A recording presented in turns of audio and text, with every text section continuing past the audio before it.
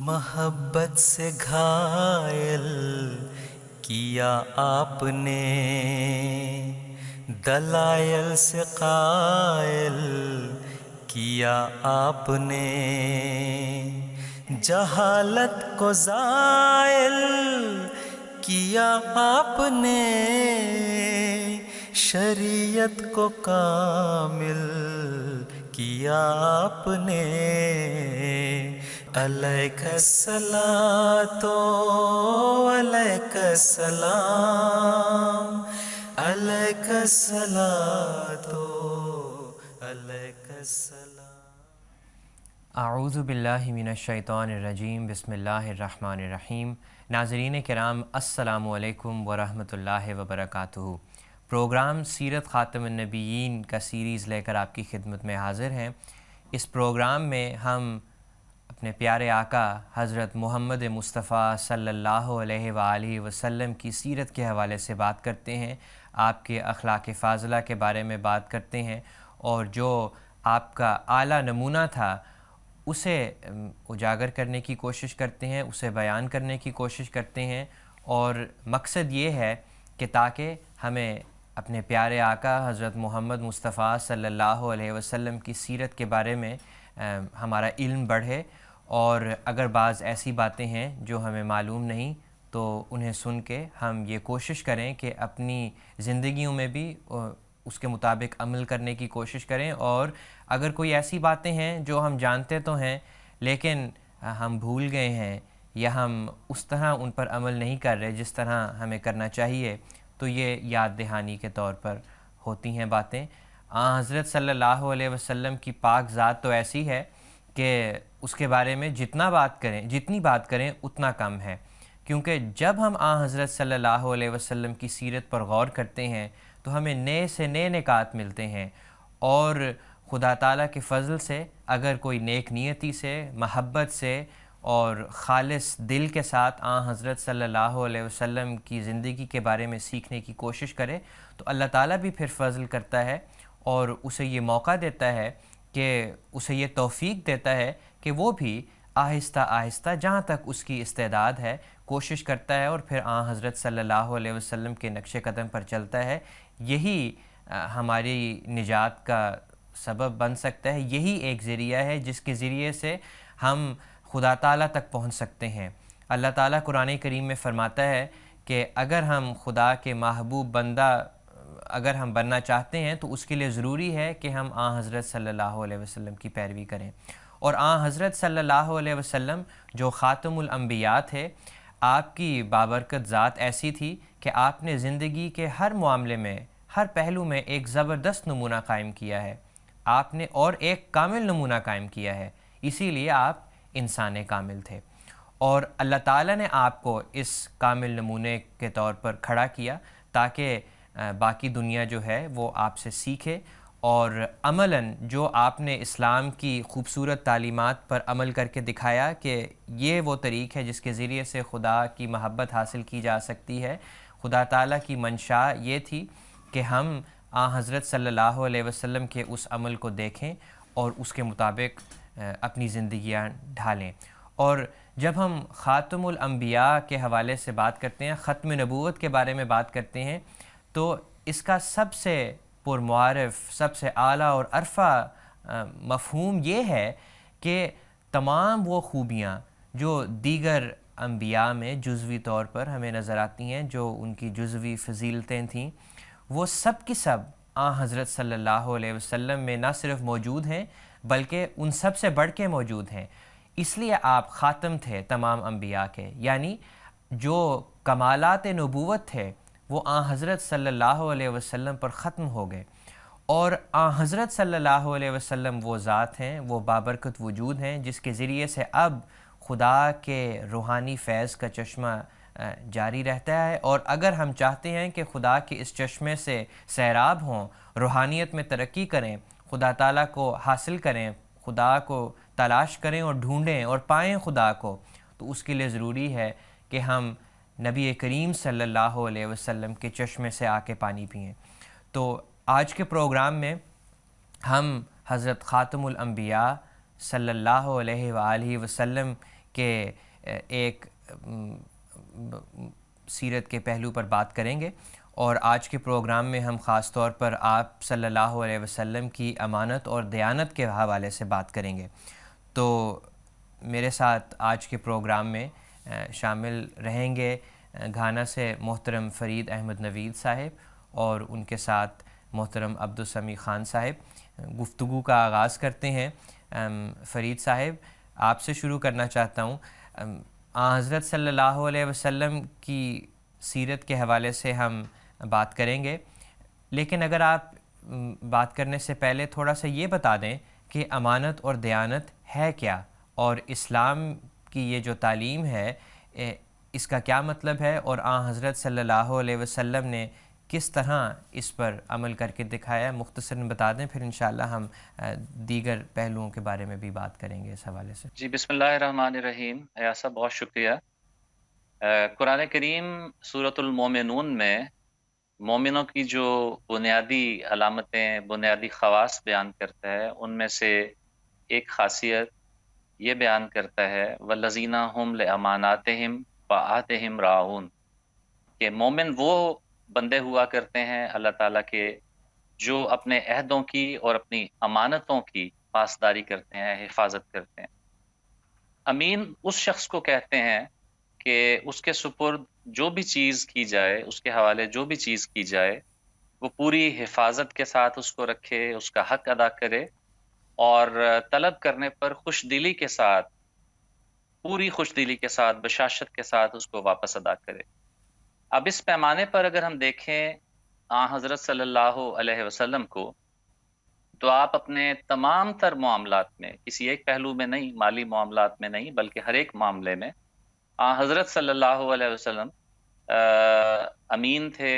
دیانتدار تھے۔ یہی وجہ تھی کہ اہل مکہ آپ کو بعثت سے پہلے بھی صادق اور امین کہا کرتے تھے۔ اس وقت تو آپ کا کوئی دعویٰ بھی نہیں تھا، لیکن حضرت صلی اللہ علیہ وسلم کی ان خوبصورت اداؤں کو دیکھ کر انہوں نے آپ کا لقب یا آپ کا نام ہی صادق اور امین رکھ چھوڑا تھا۔ حضرت صلی اللہ علیہ وسلم کا خوبصورت نمونہ یہ تھا، جس وجہ سے یہ لقب آپ پر پورا بھی اترتا ہے، صادق آتا ہے، کہ حضرت صلی اللہ علیہ وسلم کی زندگی میں دو بہت ہی اہم موقع ہیں۔ ایک موقع ہجرت مدینہ کا ہے، جب حضرت صلی اللہ علیہ وسلم اہل مکہ کے ظلم و ستم سے تنگ آ کر گویا جان بچا کر وہاں سے، ان کے قتل کے منصوبے تھے، ان سے بچتے ہوئے آپ مدینہ کی طرف ہجرت کر رہے تھے، اور اس موقع پر بھی حضرت صلی اللہ علیہ وسلم کو اپنی جان کی فکر سے زیادہ یہ فکر تھی کہ اہل مکہ کی جو امانتیں میرے پاس ہیں وہ واپس ہونی چاہیے، اور پوری حفاظت کے ساتھ واپس ہونی چاہیے۔ چنانچہ حضرت علی رضی اللہ تعالی عنہ کو آپ نے اسلام کے لیے مقرر فرمایا۔ دوسرا موقع آپ کی بار امانت جو اللہ تعالیٰ نے نبوت کی شکل میں آپ کو دیا تھا۔ قرآن کریم کہتا ہے کہ انا عرضنا الامانت، یہ جو بار نبوت ہے، یہ جو شریعت کا بار ہے، یہ ہم نے پہاڑوں پہ اور ان پر بھی ڈالنے کی اگر ڈالتے تو وہ ٹکڑے ٹکڑے ہو جاتے۔ حضرت صلی اللہ علیہ وسلم نے اس بار امانت کو اٹھایا، اور جب آپ واپسی کا وقت قریب آیا، حجۃ الوداع کا جو آپ کا خطبہ ہے، اگر ہم اس کو پڑھیں تو انسان کانپ کر رہ جاتا ہے کہ 23 سال آپ نے دن رات محنت کی، دن رات کوشش کی، اپنے ہر آرام کو، ہر آسائش کو ترک کیا، اور اس امانت کا حق ادا کیا، لیکن پھر لوگوں سے بار بار اس خطبے کے دوران آپ پوچھتے تھے کہ کیا میں نے پیغام پہنچا دیا؟ اے لوگوں، کیا میں نے ہر فکرے کے بعد حضرت صلی اللہ علیہ وسلم یہ سوال کرتے تھے کہ کیا میں نے یہ پیغام پہنچا دیا؟ تو یہ تھا حضرت صلی اللہ علیہ وسلم کا طریق، اور یہ ہے اسلام کی تعلیم امانت و دیانت کے حوالے سے۔ حضرت صلی اللہ علیہ وسلم نے تو یہاں تک فرمایا، ختم کرتا ہوں، فرمایا کہ وہ شخص تو مومن ہی نہیں ہے جو امین نہیں ہے، اس میں ایمان نہیں ہے جو امین نہیں ہے، اور جو اپنے عہد کی پاسداری نہیں کرتا اس کا کوئی دین نہیں۔ فرید صاحب جزاک اللہ، شکریہ بہت بہت۔ عبدالسمیع صاحب، فرید صاحب نے مختصراً ذکر کیا تھا، لیکن میں چاہتا ہوں کہ اگر آپ تھوڑی سی کچھ تفصیل سے بتا دیں کہ یہ ہجرت سے قبل حضرت صلی اللہ علیہ وسلم نے کس طرح امانتوں کی ادائیگی کی، اس بارے میں اگر آپ کچھ بتا دیں۔ जज़ाकल्लाह। अमानत तो एक ख़ास खुल्क है रसूल करीम सल्लल्लाहु अलैहि वसल्लम का। जिस तरह अभी फरीद साहब ने बताया कि कुरान करीम को और इस्लामी शरीयत को अल्लाह ताला ने अमानत कहा है।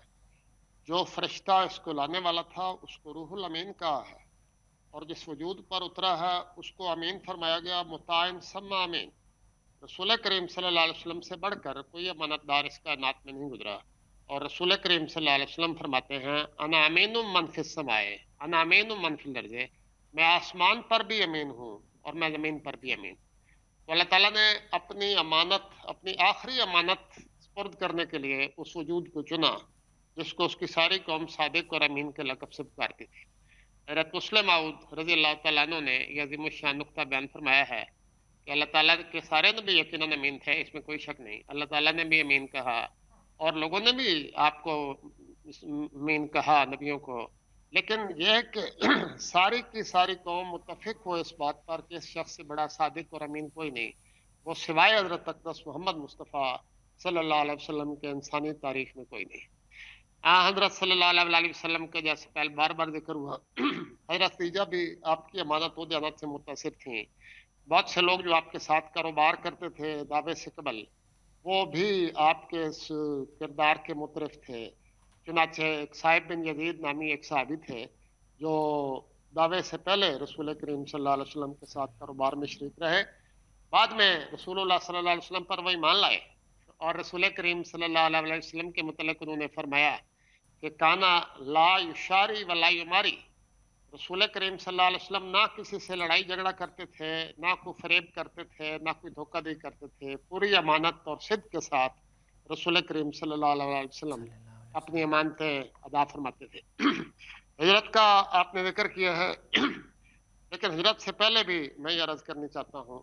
कि कुफ़ार मक्का ने बहुत दफ़ा हज़रत सल्लल्लाहु अलैहि वसल्लम को बुरे नामों से याद किया, आप पर तरह तरह के इल्ज़ाम लगाए, लेकिन इसके बावजूद इस बात पर मजबूर थे कि आपको सादिक और अमीन कहें। चुनांचे हज़रत अबू तालिब तो वैसे ही आपके मुतरफ थे, उन्होंने अपने शरों में रसूल करीम सल्लल्लाहु अलैहि वसल्लम को अमीन कहा है। एक मौका पर नदर बिन हारिस एक बहुत मशहूर सरदार था, उसके वक्त में ये बात हो रही थी एक दफ़ा कि रसूल करीम सल्लल्लाहु अलैहि वसल्लम को झूठा मशहूर किया जाए, नऊज़ बिल्लाह। उस पर नदर बिन हारिस खड़ा हो गया और उसने कहा, मोहम्मद तुम में बच्चा था, उसने अपना बचपन तुम में गुजारा, उसने अपनी जवानी तुम में गुजारी, अब जबकि वो बुढ़ापे के लिए पहुंच चुका है और उससे पहले आज़मुकुम अमानतन वास्तकुम हदीसन, सबसे बढ़कर वो तुम में अमीन था, सबसे बढ़कर वो सच्ची बातें कहने वाला था, अब तुम उसको झूठा कहने लगे हो, ये कैसे मुमकिन? तो उनके दिल गवाही देते थे कि रसूल करीम ना सच झूठ बोलते हैं, ना आप बदयांती करते हैं। अब हज़रत सल्लल्लाहु अलैहि वसल्लम के उस मौका की तरफ आइए। रसूल करीम सल्लल्लाहु अलैहि वसल्लम के पास जो मानते कुफार की थी, उन्होंने तो सारे माल छीन लिए थे रसूल करीम सल्लल्लाहु अलैहि वसल्लम। रसूल करीम सल्लल्लाहु अलैहि वसल्लम जब अपना घर छोड़कर गए हैं तो दुश्मनों ने उस घर पर भी कब्जा कर लिया और रसूल करीम ने हिजरत के बाद भी वो घर वापस नहीं लिया। लेकिन रसूल करीम सल्लल्लाहु अलैहि वसल्लम को उनके अम्वाल का इतना ख्याल था कि अपने चचाजाद भाई की जान, जो बाद में आपका दामाद भी बना, उसकी जान खतरे में डालकर उनके सुपुर्द अमानतें करके गए कि ये करके आना वरना नहीं। हज़रत सल्लल्लाहु अलैहि वसल्लम का कौमी अम्वाल के बारे में ये हाल था ख्याल रखने का कि आपके घर में, चूंकि उस वक़्त कोई बैतुल माल अलग तो होता नहीं था, आपके घर में सारे ज़कात सदका के अम्वाल जमा होते थे। तो एक मौका पर हज़रत हसन ने गलती से सदका की कोई खजूर अपने मुंह में डाल ली, तो हज़रत सल्लल्लाहु अलैहि वसल्लम ने फौरन उनके मुंह से वो खजूर निकाल ली उस छोटे बच्चे के मुंह से और फरमाया, तुम्हें पता नहीं आले मोहम्मद सदका नहीं खाते, यानी हम तो दुनिया को देने वाले हैं, लेने वाले नहीं हैं। और उस एक खजूर की भी कीमत रसूल करीम सल्लल्लाहु अलैहि वसल्लम ने अपने नवासे के पेट में नहीं जाने दी, जो आपकी बहुत ही प्यारी बेटी का बेटा था। तो हज़रत सल्लल्लाहु अलैहि वसल्लम के तो गैर मामूली अखलाक के हवाले से ज़ाहिर हुए हैं, इतना बयान करते चले जाए कम है। हज़रत सल्लल्लाहु अलैहि वसल्लम ने एक दफ़ा बिलाल से फरमाया, कुछ माल आया कि बिलाल माल तकसीम कर दो। तो शाम हुई तो कुछ माल बाकी रह गया, तो असर की नमाज रसूल करीम सल्लल्लाहु अलैहि वसल्लम ने पढ़ाई तो फौरन भागते हुए घर तशरीफ ले गए और तेजी से वापस आए और फरमाया कि मैंने बिलाल को कहा था माल तकसीम कर दो, ये थोड़ा सा माल रह गया, जब तक ये तकसीम नहीं होगा मैं घर वापस नहीं जाऊँगा। तो एक तरफ लोगों की अमानतों का ख्याल, एक तरफ कौमी अम्वाल की हिफाजत, और फिर वही बात भी अभी फरीद साहब ने कही है कि कुरान करीम की जिस तरह आपने हिफाजत की,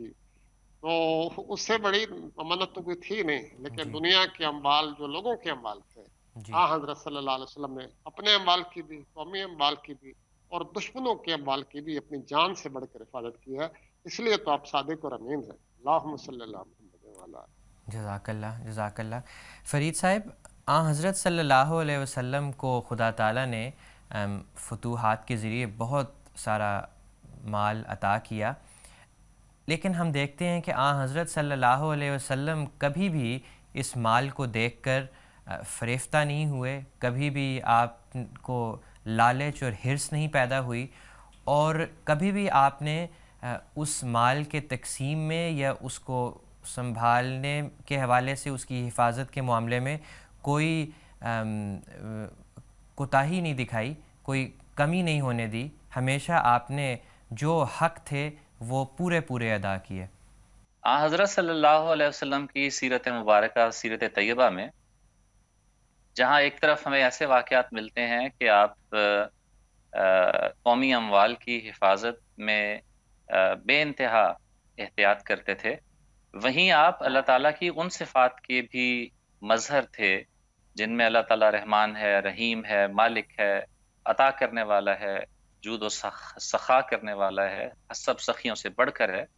तो हज़रत सल्लल्लाहु अलैहि वसल्लम की उस सखावत और कौमी अमवाल को दुरुस्त मुकामात पर खर्च करने के हवाले से भी आपका उसवा हसना ऐसा है कि जिसकी नज़ीर नहीं मिलती।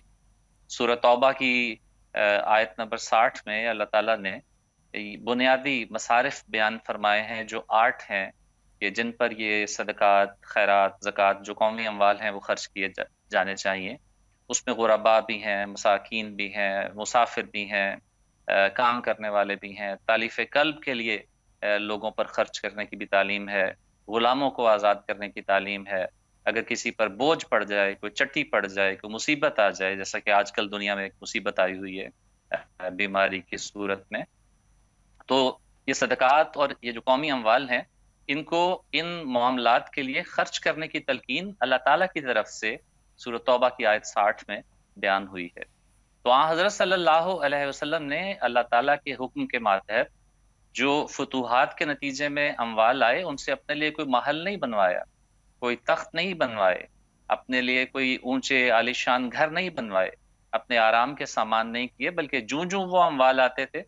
वो आगे खर्च करते थे और दुरुस्त मसारिफ में जहां आप मुनासिब ख्याल फरमाते थे उनको खर्च करते थे। एक मौका ऐसा भी आया कि हुजूर सल्लल्लाहु अलैहि वसल्लम के पास एक ऐसी कमीज आई माल गनीमत में, जिसमें सोने के बटन लगे हुए थे। हज़रत सल्लल्लाहु अलैहि वसल्लम ने उसे अपने पास नहीं रखा, एक सहाबी को आगे दे दी, और उन्होंने जब उसे एक यहूदी को फ़रोख्त किया, तो सोने की कीमत की वजह से, उन बटनों की वजह से, वो 7,000 दिरहम की वो एक कमीज़ फ़रोख्त हुई। तो ये आलम था फतूहात के बाद हज़रत सल्लल्लाहु अलैहि वसल्लम के पास आने वाले अमवाल का। लेकिन आप उसी तरह से एक सच्चे अमीन होने का हक़ अदा करते हुए उन्हें आगे तक़सीम करते रहे। एक शख़्स आया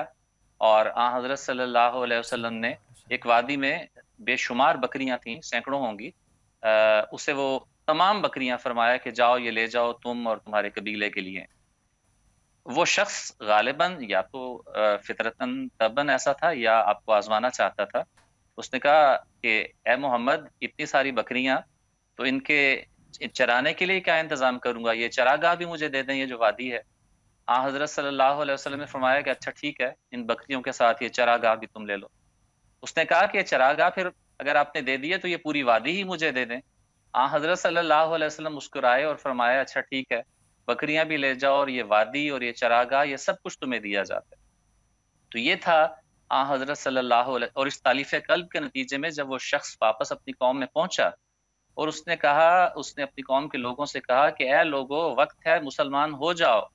क्योंकि मोहम्मद जब देते हैं तो इतना देते हैं कि फ़क्र व फ़ाक़ा से भी नहीं डरते। चुनाचे वो और उसकी पूरी कौम इसके बाद मुसलमान हो गई। तो हज़रत सल्लल्लाहु अलैहि वसल्लम की ये अदाएँ थीं कि आप हमेशा देने के मामले में, अमानतों को तक़सीम करने के मामले में भी अपने लिए कुछ रखने के कायल नहीं थे। चुनाचे जो आपका आखिरी तरका हमें मिलता है तारीख़ में, रिवायात में, वो चंद दिरहम, चंद दीनार थे, 7 दीनार ग़ालिबन, जो आपने रखवाए हुए थे हज़रत غالباً فاطمہ کے پاس، فرمایا کہ وہ بھی صدقہ کر دو. تو یہ آپ کی آخری پونجی تھی، یہ آپ کی آخری میراث تھی جو آپ نے اللہ تعالیٰ کی راہ میں پیش کر دی اور اپنے امین ہونے کا حق ادا کر دیا. جزاک اللہ فرید صاحب. عبدالسمیع صاحب، غزوہ خیبر کے حوالے سے بھی ہمیں اس مضمون کے بارے میں مزید پتہ چلتا ہے، اس کے بارے میں کچھ بتائیں. جی، یوں تو جیسا ذکر بار بار ہو رہا ہے کہ زندگی کے ہر معاملے میں، لیکن خاص طور پر خیبر کے موقع پر ایسے 2-3 واقعات ظاہر ہوئے ہیں آپ کی امانت کے جو بیان کرنے کے لائق ہیں. ایک تو یہ کہ خیبر کا جب محاصرہ جاری تھا تو خیبر کے اندر سے ایک یہودی چرواہا اپنی بکریاں لے کر باہر نکلا، اور جب اس نے مسلمانوں کا ماحول دیکھا، رسول کریم صلی اللہ علیہ وسلم کے ساتھ اس کی بات چیت ہوئی، آپ کے اخلاق دیکھے، تو وہ مسلمان ہو گئے. حضرت صلی اللہ علیہ وسلم سے مسلمان ہونے کے بعد انہوں نے پوچھا، یا رسول اللہ یہ بکریاں بھی میرے ساتھ ہیں. تو آپ نے فرمایا ہم امانت میں خیانت نہیں کریں گے. آپ نے فرمایا ان بکریوں کا منہ اللہ کی طرف موڑ دو، اللہ تعالیٰ ان بکریوں کو خیبر کے قلعے تک پہنچا دے گا. چنانچہ وہ بکریاں سیدھی وہاں گئیں. لیکن رسول اللہ نے دعا بھی کی ہوگی کوئی بکری ادھر ادھر بھی نہ ہو، اور وہ ساری کی ساری اس قلعے میں پہنچ گئی. اب دیکھیے وہ دشمن جنہوں نے آپ کو جان سے مارنے میں کوئی کوتاہی نہیں کی تھی اور ان کی سازشوں اور غداریوں سے مجبور ہو کر حضرت صلی اللہ علیہ وسلم وہاں گئے ہوئے ہیں، ان کا محاصرہ کیا ہوا ہے. اور محاصرے میں سب سے پہلا کام یہ کیا جاتا ہے کہ دشمن کے ہر قسم کی رسد بند کر دو، کھانا پینا بند کر دو، تاکہ جلد از جلد یہ ہتھیار ڈالیں. وہاں رسول کریم صلی اللہ علیہ وسلم کا طرز عمل بہت ہی عجیب. آپ نے ان کی بکریاں بھی انہیں واپس لوٹا دیں، اور پھر کئی دن تک ان محاصرہ کرنے والوں کو، محاصرے کے اندر رہنے والوں کو اپنے کھانے پینے کا سامان مل گیا. اسی طرح ایک اور واقعہ بھی آتا ہے، وہ اس خیبر سے تو نہیں لیکن ایک عمومی مضمون ہے آپ کی امانت کا. آپ قاصدوں کا بھی خیال رکھتے تھے اور قاصدوں کو کبھی کوئی تکلیف نہیں پہنچاتے تھے، کیونکہ قاصد بھی ایک امانت ہوتا ہے، قوم کا نمائندہ ہوتا ہے. ایک دفعہ قریش کا ایک نمائندہ رسول کریم صلی اللہ علیہ وسلم کی خدمت میں حاضر ہوا اور آپ کے اخلاق کریمانہ سے ایسا متاثر ہوا کہ مسلمان ہو گیا. تو اس نے کہا کہ اب تو میں واپس نہیں جاؤں گا. حضرت صلی اللہ علیہ وسلم نے فرمایا نہیں، تم واپس جاؤ، تم میں قوم کے نمائندے اور قاصد ہو، تم ہمارے پاس امانت ہو، اور واپس جا کر پھر اگر تمہارے دل میں اسلام ہو تو پھر تم واپس آ جانا، اسلام قبول کرنا. چنانچہ وہ شخص واپس گیا اور پھر واپس آ کر اس نے اسلام. خیبر کے موقع پر یہ واقعہ بھی ہوا کہ کچھ مسلمانوں نے مال غنیمت کی تقسیم سے، طریقہ کار یہ تھا کہ جنگ کے بعد مال غنیمت تقسیم ہوتی، اکٹھے ہوتے تھے، ان میں سے رسول کریم صلی اللہ علیہ وسلم حسب قواعد عطا فرماتے تھے. تو مال غنیمت کی تقسیم سے پہلے کچھ لوگوں نے کچھ مال لے لیے اور ان کو پکانے بھی لگ گئے. تو بعض یہود نے شکایت کی کہ ہمارے اموال بھی اس طرح لوٹ لیے ہیں یا انہوں نے کھا لیے ہیں. حضرت صلی اللہ علیہ وسلم سخت ناراض ہوئے اور آپ نے وہ پکے ہوئے کھانے گروا دیے، الٹا دیے، اور فرمایا ہم امانت میں کوئی خیانت نہیں کریں. اور آخری بات یہ کہ تورات خیبر کی فتح کے موقع پر، اسی موقع پر تورات کے کچھ نسخے ملے. حضرت صلی اللہ علیہ وسلم کے پاس بعض مسلمان لے کر آئے تو یہود کو خدشہ پیدا ہوا کہ شاید مسلمان ہماری اس مذہبی کتاب کی بے حرمتی کریں گے. انہوں نے رسول کریم صلی اللہ علیہ وسلم کو پیغام بھیجا کہ اس طرح تورات کے چند صفحے مسلمانوں نے لے لیے ہیں، تمہیں واپس کر دیں. حضرت صلی اللہ علیہ وسلم نے ان کی وہ امانت بھی واپس کر دی. آج دیکھیے لوگ دوسروں کی کتابوں کو پھاڑتے ہیں، پابندیاں لگاتے ہیں، کتابیں چھاپنے والوں کو جیلوں میں ڈالتے ہیں، ان کو مشکلات و مصائب میں گرفتار کرتے ہیں. لیکن حضرت صلی اللہ علیہ وسلم نے یہود کی وہ کتاب جو منسوخ ہو چکی تھی، جس سے بہتر کتاب اللہ تعالیٰ دنیا کو عطا فرما دی تھی، اس تورات کے چند نسخے یا چند اوراق بھی ان یہودیوں کو واپس کر دیے اور کسی کی دل آزاری نہیں کی، اور ایسا امین ہونے کا حق ادا فرمایا. جزاک اللہ عبدالسمیع صاحب. فرید صاحب، آپ نے مختصراً اس کا کچھ ذکر کیا تھا، اشارہ کیا تھا، لیکن اگر کچھ تفصیل میں آپ بتا دیں، یہ پوائنٹ ہائی لائٹ ہونا ضروری ہے کیونکہ اعتراض کے رنگ میں حضرت صلی اللہ علیہ وسلم کی ذات پر یہ سوال اٹھایا جاتا ہے. حضرت صلی اللہ علیہ وسلم کی جب امانت اور دیانت کے حوالے سے ہم بات کرتے ہیں تو اس کا ایک بہت بڑا اس بات سے تعلق ہوتا ہے کہ انسان کس طرح ان اموال کی حفاظت کرتا ہے یا ان امانتوں کی حفاظت کرتا ہے جو اس کے کنٹرول میں ہوں. حضرت صلی اللہ علیہ وسلم کو مختلف مواقع پر بڑی کثیر تعداد میں اموال بھی ملے، لیکن حضرت صلی اللہ علیہ وسلم کی زندگی میں ہمیں کوئی ایسے آثار نظر نہیں آتے کہ آپ نے اس مال کو یا اس مال کے آنے کے بعد اپنی ذات پر اس کو خرچ کیا ہو، اور ایسا کوئی دور ہمیں نظر نہیں آتا کہ فلاں فتح کے بعد آپ نے گھر بھی بنوائے ہوں، کپڑے بھی بنوائے ہوں، اور اس طرح کی دنیاوی لذتوں سے حاصل کر کے فائدہ اٹھایا ہو۔ آپ نے ہمیشہ اپنی زندگی کو سادہ ہی رکھا اور یہی نمونہ قائم کیا۔ تو اس حوالے سے اگر آپ کچھ بتا دیں، کیونکہ جب یہ بات ثابت ہو جاتی ہے کہ حضرت صلی اللہ علیہ وسلم نے ہمیشہ ایک سادہ زندگی بسر کی، تو یہ اعتراض بھی ختم ہو جاتا ہے۔ جی بالکل ایاز صاحب، حضرت صلی اللہ علیہ وسلم کی پیدائش ایک یتیم بچے کے طور پر ہوئی، اور آپ کے والد آپ کے لیے بہت تھوڑا سا ترکہ چھوڑ کر گئے تھے، لیکن اس کے بعد حضرت صلی اللہ علیہ وسلم نے جب تجارت کی اور اللہ تعالیٰ نے غیر معمولی آپ کو نفع بھی دیا، اور پھر آپ ایک متمول تاجر کے طور پر بھی دنیا کے سامنے آئے، اور آپ کی اہلیہ حضرت خدیجہ سے شادی کے بعد آپ مکہ کی ایک بہت مالدار خاتون تھیں، آپ کے پاس بے شمار اموال آئے، لیکن حضرت صلی اللہ علیہ وسلم نے ان اموال کو بھی، تمام غلاموں کو تو پہلے ہی دنوں میں آزاد کر دیا، اور اموال کو بھی اللہ تعالیٰ کے راستے میں خرچ کر دیا۔ تو جب آپ نے ذاتی اموال جو غربت کے بعد آپ کو ملے تھے، کیونکہ بسا اوقات یہ ہوتا ہے کہ جب غربت گزار کے آپ کو کوئی مال ہاتھ آئے تو آپ بسا اوقات اس میں کنجوسی سے کام لیتا ہے، تو حضور صلی اللہ علیہ وسلم نے تو وہاں بھی کبھی اپنا ہاتھ نہیں روکا۔ تو جو اموال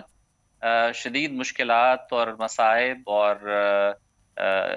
جنگوں کے بعد فتوحات کی صورت میں حضرت صلی اللہ علیہ وسلم کو پہنچے، وہاں بھی اللہ تعالیٰ کے حکم کے ماتحت آپ نے ان اموال کو اپنے لیے رکھنا کبھی بھی پسند نہیں کیا۔ یہ واقعہ ذکر ہو چکا ہے کہ سونے کا ایک ٹکڑا گھر میں کہیں مال غنیمت میں سے رہ چکا تھا، آپ عصر کی نماز پڑھاتے ہی تیزی کے ساتھ حسب اپنی عادت سے ہٹ کر تیزی کے ساتھ گھر واپس گئے، اور واپس آئے تو صحابہ نے پوچھا تو آپ نے بتایا کہ مجھے یاد آیا تھا کہ کچھ سامان یا سونے کا ایک ٹکڑا گھر میں رہ گیا تھا مال غنیمت میں سے، تو میں نے سوچا کہ وہ گھر میں نہیں رہنا چاہیے، اسے فوری طور پر بیت المال میں یا صدقے میں چلا جانا چاہیے۔ تو حضرت صلی اللہ علیہ وسلم کا تو یہ طریق تھا۔ جنگ حنین میں یا فتح حنین کے بعد حضرت صلی اللہ علیہ وسلم کے پاس کافی اموال آئے تھے۔ حضور صلی اللہ علیہ وسلم نے اپنے دشمنوں کو بھی ان اموال میں سے عطا کیا۔ صفوان بن امیہ ایک مشہور دشمن ہے جن کا پہلے پروگراموں میں ذکر ہو چکا ہے، حضور نے ان کو 100 اونٹ اس موقع پر عطا کیے، اور راوی بتاتے ہیں کہ یا بعض روایات میں آتا ہے کہ صفوان بن امیہ اکیلے نہیں تھے، بلکہ یہ 60 کے قریب لوگ تھے جن کو حضور نے اس قدر اموال عطا کیے تھے۔ فرید صاحب جزاک اللہ، عبدالسمیع صاحب جزاک اللہ۔ انشاءاللہ اس گفتگو کو اگلے پروگراموں میں جاری رکھیں گے، تب تک کے لیے اجازت چاہتے ہیں۔ السلام علیکم ورحمۃ اللہ وبرکاتہ۔ محبت سے گھائل کیا آپ نے، دلائل سے قائل کیا آپ نے، جہالت کو زائل کیا آپ نے، شریعت کو کامل کیا آپ نے۔ علیک الصلاۃ علیک السلام، علیک الصلاۃ علیک السلام۔